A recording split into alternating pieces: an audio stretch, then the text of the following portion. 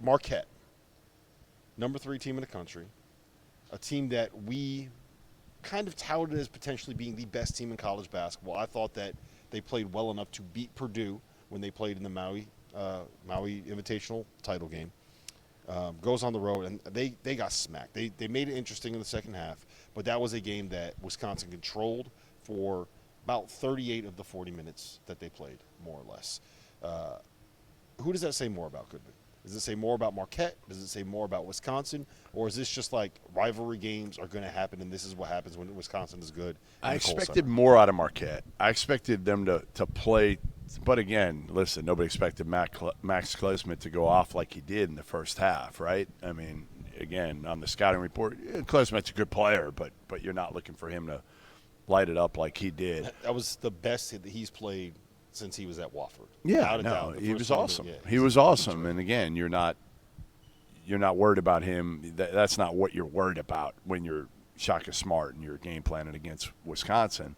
I think, again, I expected if this is a team that we think is a Final Four team and has the best point guard in the country, which I think he is, Tyler Kolek, I just felt like he's not going to let him go in there and get punked a little bit, which I felt like they kind of did. And Oso was not good tonight at all. Yeah, I mean, I would credit Wisconsin, too, just in terms of their schedule.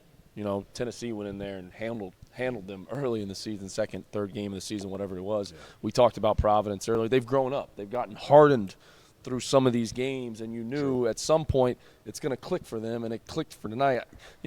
Marquette, even going back to last year, was so good offensively. They struggled tonight. They struggled offensively. They only scored 64 points. They go 7 for 29 from the three-point line, and they just never really got into the flow of the game offensively.